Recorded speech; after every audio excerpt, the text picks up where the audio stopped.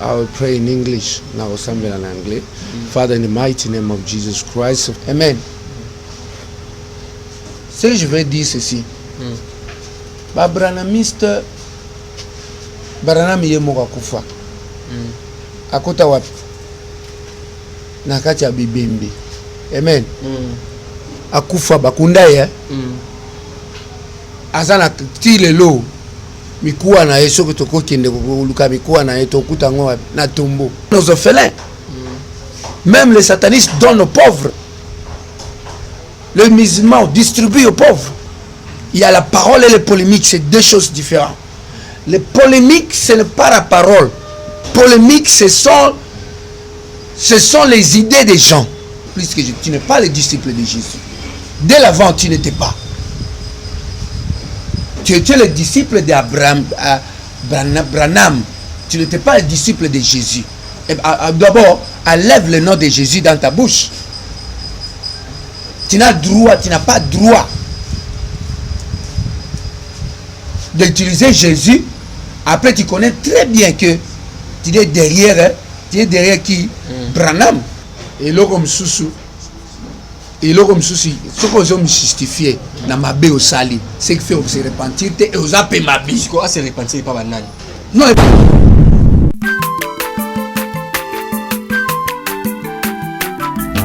Azamwana motote, boa kosangai, abongwa ni pete, boa wangata, Nzambe ya le Nazarien, le Nazarien, le Nazarien.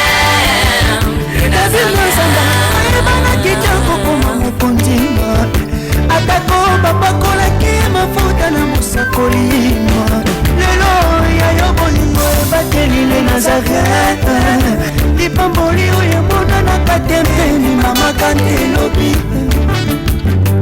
kolake mapapu masope mafuta tokokesikana longo na Nzambe oyo babenga na makomi.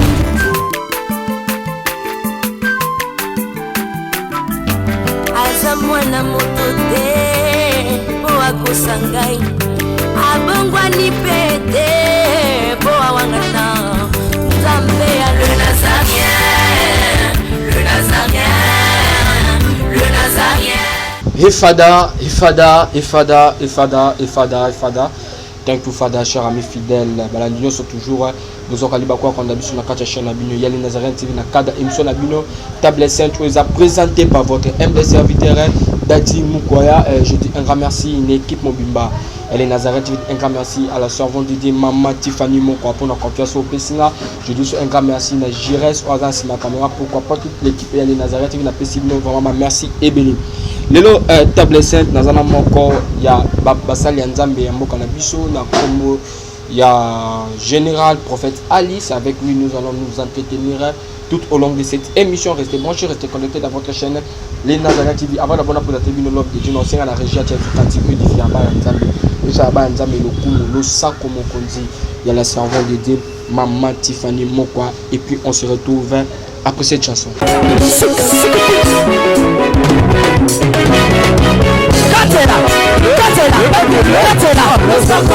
Allez,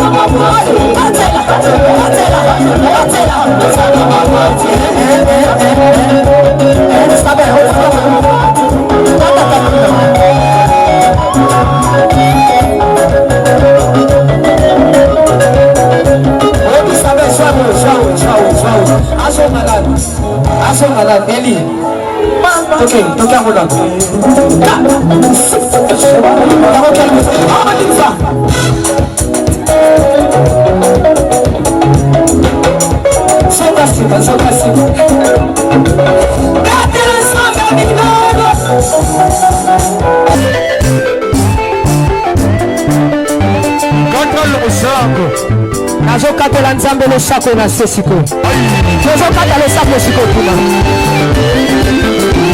nalingi nakatela nzambe losako awa aniva ale katela ale tozozonga sikoyo tozozonga tikelanga nzela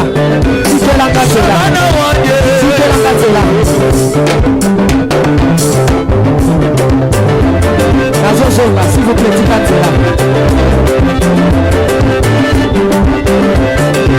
yoka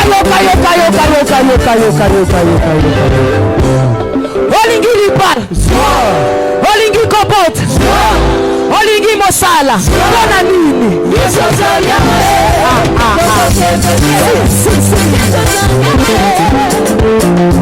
osenga na gérer oza nsima caméra afin caméra na présenter l'homme de Dieu le prophète Ali. Bonjour l'homme de Dieu.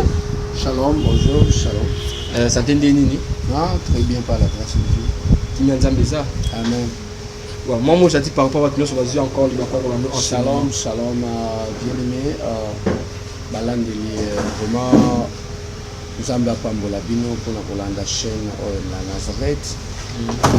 Eza chaîne moko oui eza na bato ebele bazokota pour la gloire du Seigneur. And nakosenga na mutu nyonso a partager yango. I would like to greet each and everyone in Jesus' mighty name. May the Lord richly bless you and you must share this word of God. Amen. Ok, merci vraiment l'homme de Dieu. Toute chose commence par la prière. On ne peut pas commencer cette émission. Ça tout kabana maboka nza prière moi quelques minutes par rapport à bakino sur Dieu bako komamba. Amen. I will pray in English. Now Osambela in English. Father, in the mighty name of Jesus Christ of Nazareth, we thank God for this moment that you've given to us. You say where 2 or 3 they gather together. In my name, I'm there in their midst. Father, we give you all the thanks. May you be with us in this moment. Holy Spirit, be the one, Father, will match our word. That our word be for the glory of God in Jesus' name. Father, I scatter and destroy every power of darkness, every weapon of wickedness. I destroy it in Jesus' mighty name. Bound them and I cast them to the lake of fire. Father, I speak the power of God. I speak the wonders of God. I speak the glory of God in our midst. In Jesus' mighty name. Amen. Amen. Merci vraiment l'homme de Dieu. L'homme de Dieu, tout le monde a un sujet autour de l'homme de Dieu. Tout le monde a d'abord affaire aux se passer dans quatre église autoébi il y a Barouti rendre aux c'est autour en conflit aux circuler entre Barouti na l'ifoko du ciel na ni d'abord tout na d'abord à liboso est-ce que babranamiste on dit la bango étant que basali la nzamba solo nako répondre ngo directement te po batu misusu balandaka ba religion mais balandaka la réalité. Il y a la différence entre la religion et la réalité. Religion c'est pas la réalité. Au moins chaque religion a son secret. Je me souviens na lobaki na émission mo boye na bandoko loba nzamba la kisanga ba secret ba religion nyonso sur la terre. Ba secret, c'est-à-dire mutokoza na umundimi na kati église wana. Oza na umulandeli. Noza leader te. Un leader c'est quelqu'un qui connaît les secrets de la maison. Mais muto ala za mulandeli et brebis, il connaît rien. Il y a zolanda ba miracle. Amona ba bradamiste basala ba miracle ba wonders banini. Mais ce que je veux te dire, est-ce que bato balandaka bango balandaka miracle ou balandaka Jésus? Amen. Ce que je veux dire ceci, babranamiste baranami ye moko akufa akota wapi na kati ya bibembe. Amen. Akufa bakunda ye azana tilelo mikuwa na yeso kitoko kende kuluka mikuwa na yeto kutango na tombeau. Mais Jésus est ressuscité. nangi okota ba conflité ngala za direct parler c'est dit direct straight talker c'est dit eloko na ningena loba izaboy un branamiste yoka kaka ba branamiste c'est une religion. Une religion wana eza antichrist. Antichrist c'est dit contre Christ. Eza ba religion oyo nzamba loba ke na kati ya Bible, il y aura beaucoup les antichrists. Ce sont les gens qui utilisent pas la puissance directe de Dieu, mais utilisent la puissance du ténèbre dans le nom de Dieu, dans le nom du Seigneur, Amen. Parce qu'il y a des gens qui ne comprennent pas ce qui se passe. Il y a beaucoup de religions qui ont dit même le Saint-Esprit, c'est leur prophète. Est-ce que le Saint-Esprit, c'est leur prophète? Et ces religions-là, ils viennent confesser le nom de Jésus. Ils viennent performer les miracles. Mais ce n'est pas veut dire qu'ils sont venus de Dieu. Satan performe les miracles. La Bible bien dit. Amen.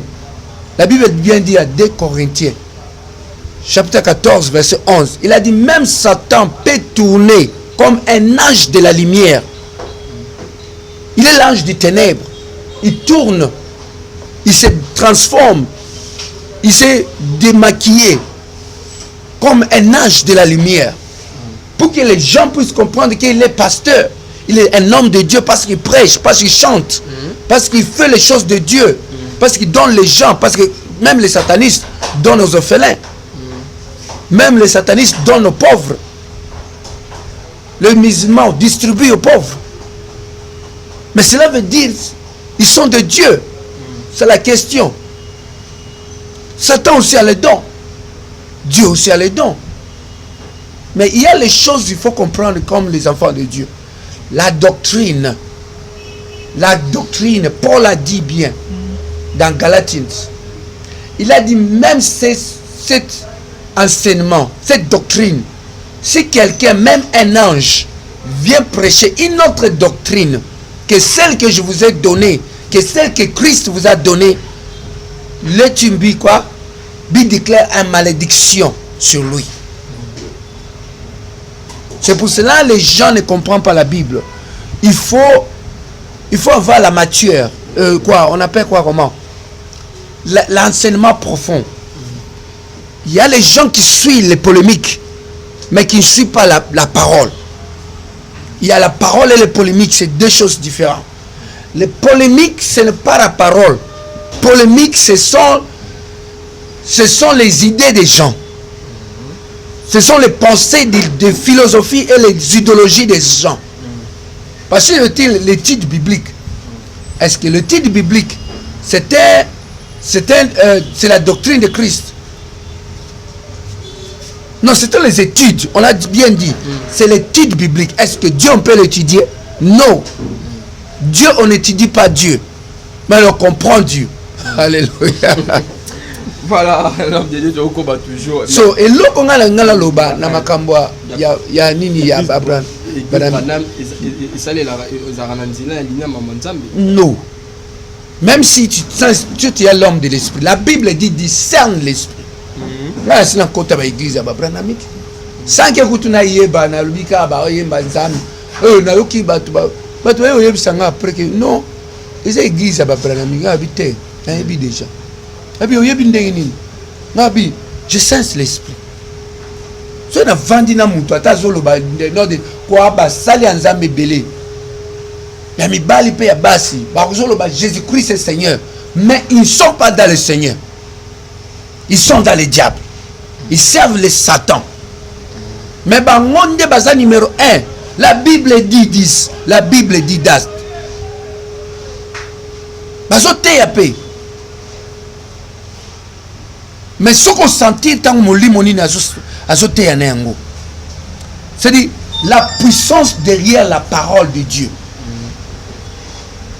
Nous bien,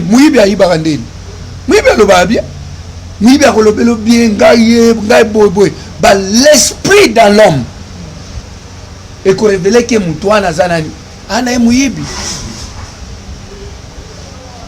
et si tu n'as pas le discernement, Mutu alati na veste bien, aza na muyibi azoluka ayiba bino, mais bino bo kanisa ke non, aza na nzambe.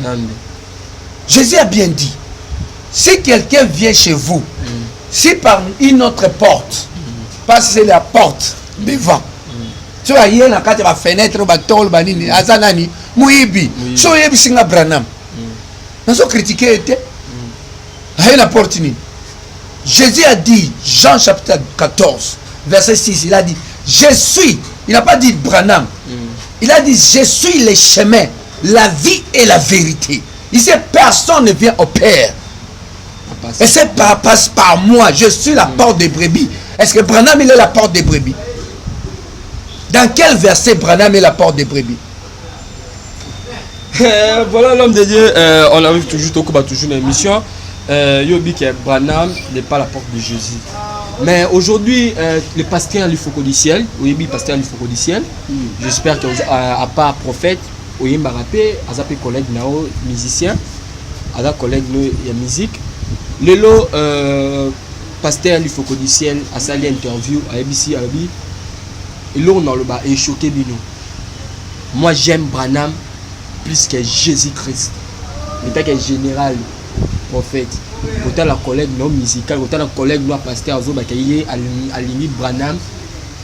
Collègue à Jésus-Christ, Azu, Branham a la première position, Jésus-Christ a la deuxième position. Par rapport à propos, on a par rapport à propos naïf, étant que prophète général. Au Koloba, ni la vidéo. L'homme de Dieu, il faut comprendre quelque chose. Jésus a bien dit, si quelqu'un m'aime ou aime quelqu'un, Jésus a dit, si tu aimes ta mère, ton père, ta soeur, tes frères, tes enfants, ou bien ton enfant, plus que Dieu. Alors, tu n'es pas, plus que moi, tu n'es pas mon disciple. Coaché, bien aimé, t'as la version, on a très bien. Jésus, à l'oba qui a mon intention. Si tu as dit tu aimes Branham plus que Jésus, cela veut dire que tu aimes les gens plus que Jésus. Tu n'es pas le disciple de Jésus. Dès l'avant, tu n'étais pas. Tu étais le disciple d'Abraham, Branham. Tu n'étais pas le disciple de Jésus. D'abord, enlève le nom de Jésus dans ta bouche.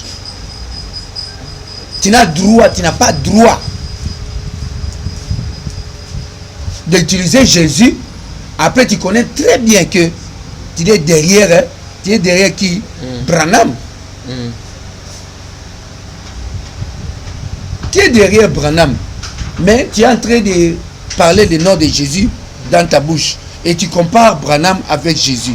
Qui est Branham? Et Branham est mort pour qui? Branham, c'est un prophète. Il est un prophète. Est-ce que Jésus est un prophète? Jésus est Dieu. Mais il y a des gens qui ont le Jésus était prophète. C'est parce qu'ils n'ont pas la révélation. Dans quel verset Jésus a dit qu'il est prophète?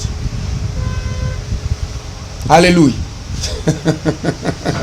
Mais Jésus a dit, Jean chapitre 14, verset 9, il a dit, moi et mon Père, nous sommes un. Si tu me vois, tu vois le Père. Moi, Philippe a tout dit. Alors, la qui s'habille son papa, la qui s'habille son Zambé. Alors, il dit que la qui s'habille un prophète. Jésus a dit, le grand plus que Salomon, plus que tous les prophètes, il est ici. La sémence d'Abraham.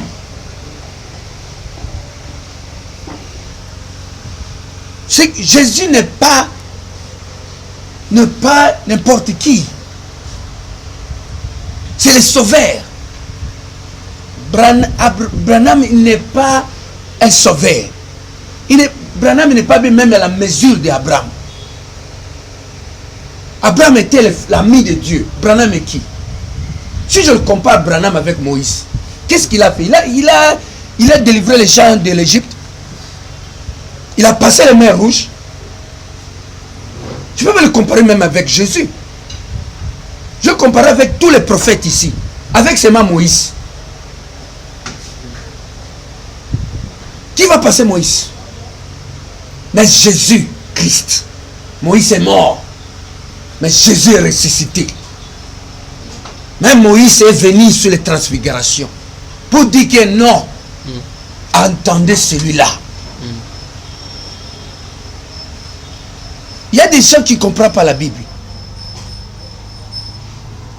Amen. Alléluia. Il y a les gens qui ne comprennent pas la Bible. La Bible, c'est un système. Un système de protocole de Dieu. Si tu n'aimes pas Dieu. Alors, qu'est-ce que tu peux dire ma collègue Naoli Fokodicienne par rapport à ces propos? Non, moi je peux dire, si je veux dire serviteur de Dieu ou l'homme de Dieu, parce que ça veut dire des branamistes aux collègues, une erreur. C'est une erreur. Personne ne connaît tout. Tout le monde connaît à moitié. Lorsque tout le monde m'appelle que au yebi, au mikitisité, il faut mikiti ça. Pe asenga bolimbis. Pour le qu'on a déjà, ne au kota na mai, c'est-à-dire nde azawana, il faut que dise ne ko kende na yo, c'est-à-dire attention ko yembi musique nini. En tant que prophète, j'étais anéanti. Ce qui au sengi bolimbi c'était nde ko kota na yo, yemba na yo. Muta ko yoka wa za la malédiction. Mais oui, yo zanan pour nous dire. Je suis un général. Et je me glorifie pas. Et là qu'on a dans lobby, si ngai naza prophète, wana nzambe alongola na bukiti ya bonzana.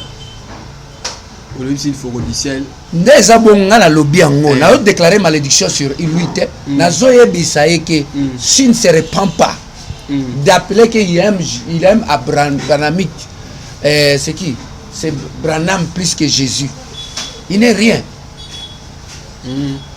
Mais comment on a pasteur il faut rediciel tout le monde a tout ça sous vidéo à Sika à lobby Bible yemoro nzamba autorisé obi ke bosaka na yi mais bosaka nté na Saint-Esprit bosaka na Saint-Esprit ande mabe mais avec le nom de Jésus ça peut passer hein, la deuxième vidéo à Sali au moins d'accord au moins bien aimé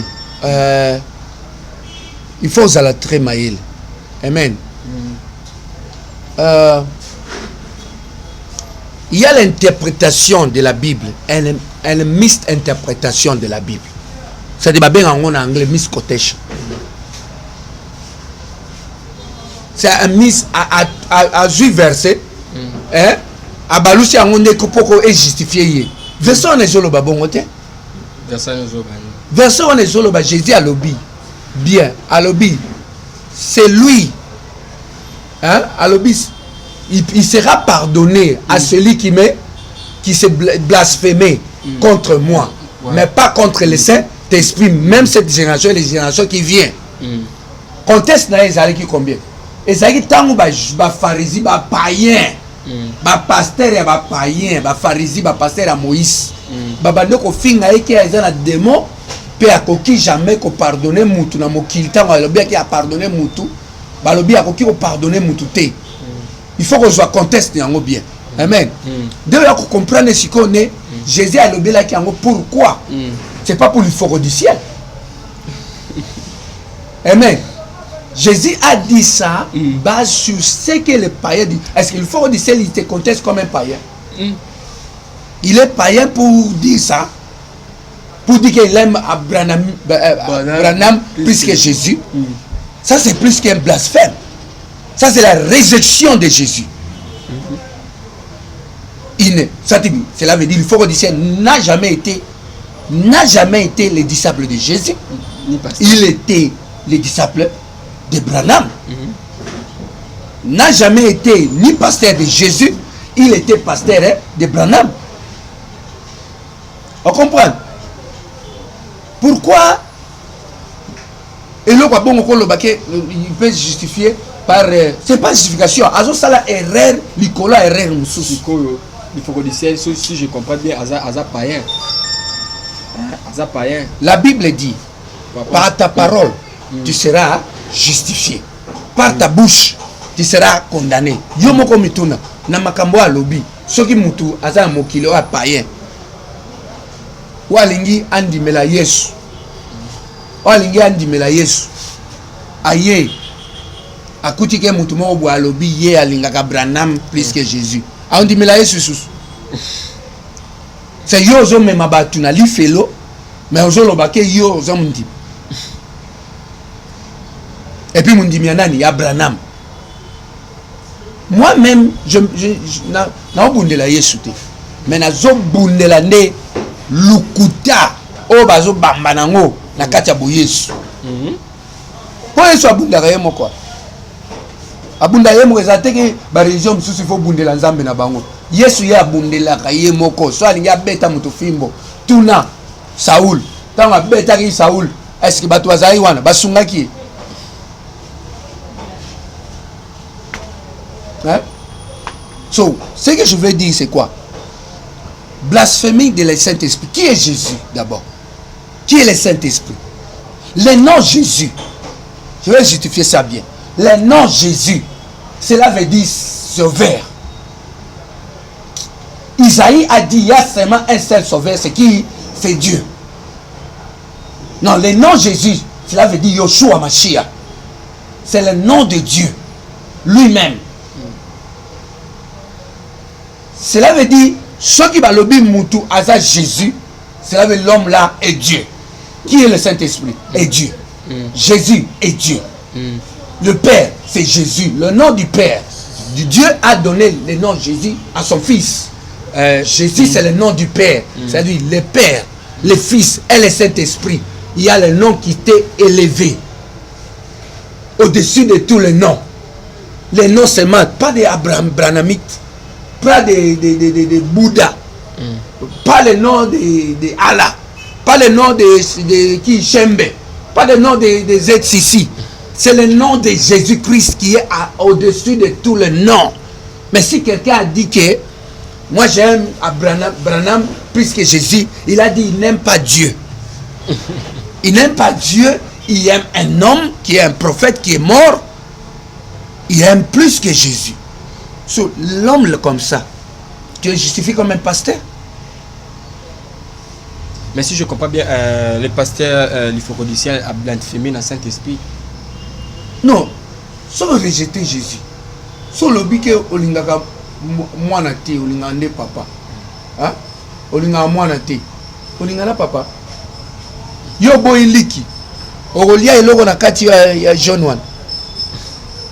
Alléluia. Voilà. L'homme de Dieu, voilà. Ok, merci vraiment. Nous sommes vraiment arrivés à la fin de notre émission.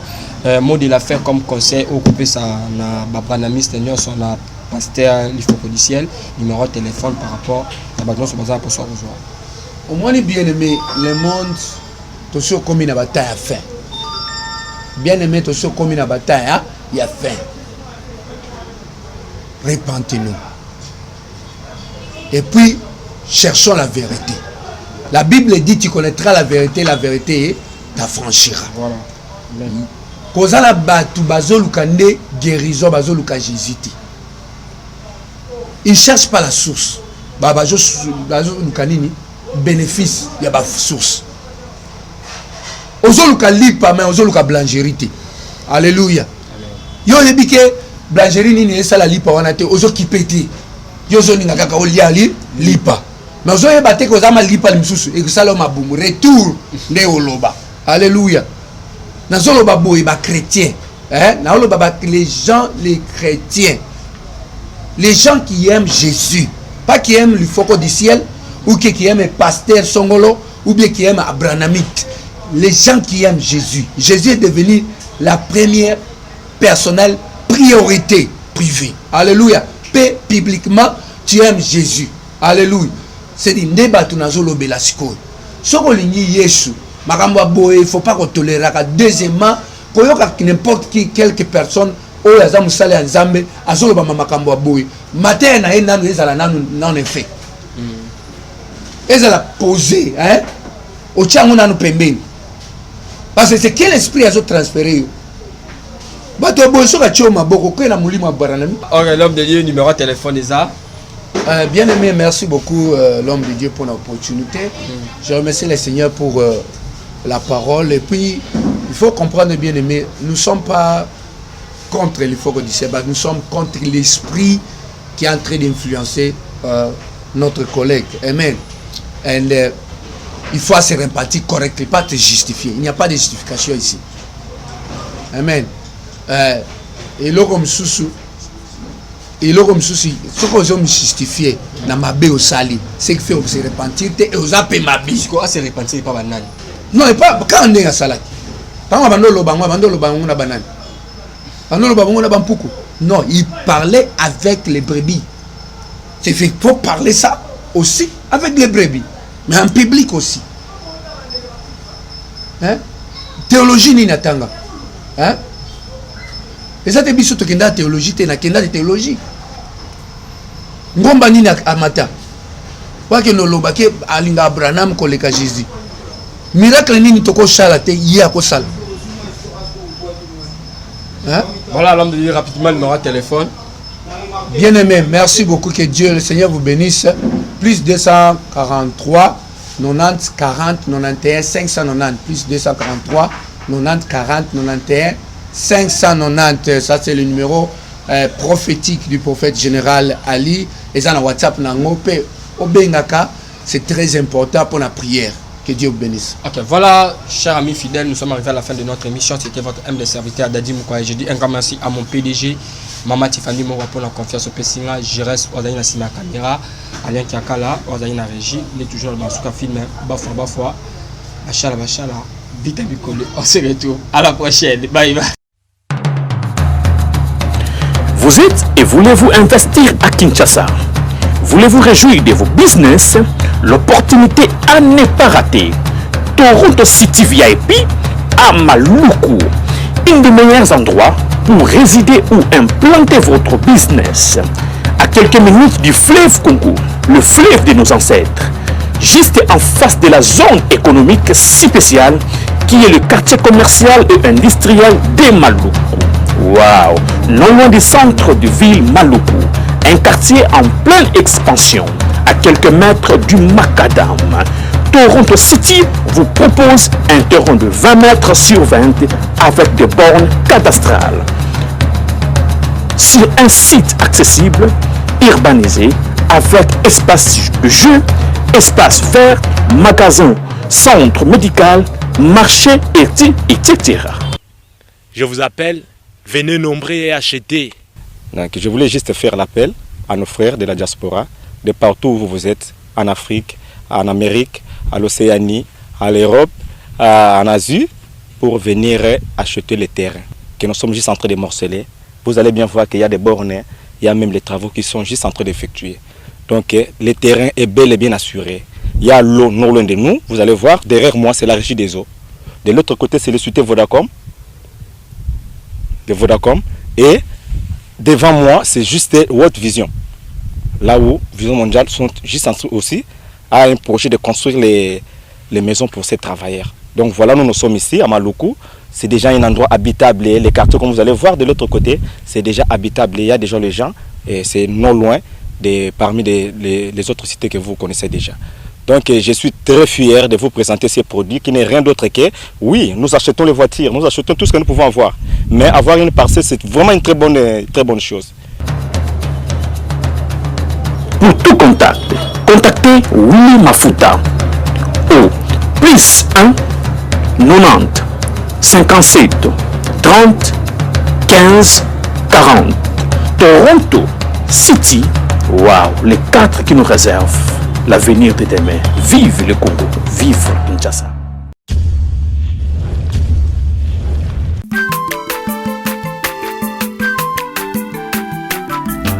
Aza mwana moto te po akosa ngai, abongwani pe te po awangana. Nzambe ya le Nazarien, le Nazarien, le Nazarien, le Nazarien. Atako babakolaki mafuta na mosakolima lelo yayo bolingo ebateli le Nazareth lipamboli oyo emonanaka te mpeni mama kandi elobi